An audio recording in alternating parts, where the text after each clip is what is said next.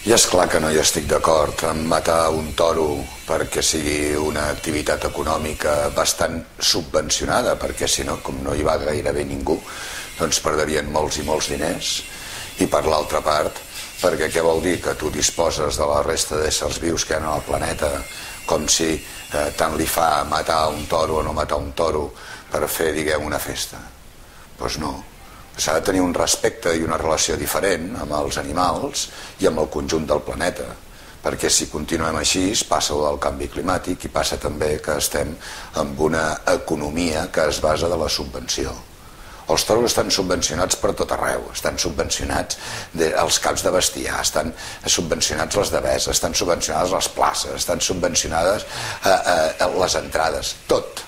Llavors ens diuen: deixeu morir la festa en pau. No, el que s'ha de deixar morir en pau és el toro i no la festa que està subvencionada. Per tant, jo crec que les curses de braus pertanyen a una altra època que no té cap mena de sentit mantenir-les ara i que defensen uns valors que nosaltres no compartim. Hi ha una nova ètica al voltant de la relació entre les espècies que vivim en el planeta. És evident que nosaltres som l'espècie principal del planeta, però això no vol dir que puguem maltractar, torturar i matar a les altres espècies quan nosaltres ens doni la gana. Això espero que no vagi així. I a més ho han convertit ells en un element identitari. Qui va capitalitzar la imatge dels toros va ser el Franco amb el cordobès, i especialment la seva dona, Carmen de Franco, em sembla que es deia, Carmen Polo de Franco, perdó. I resulta que ara es queixen de que potser això s'ha convertit en un tema identitari. Qui ha estampat el toro en la bandera espanyola?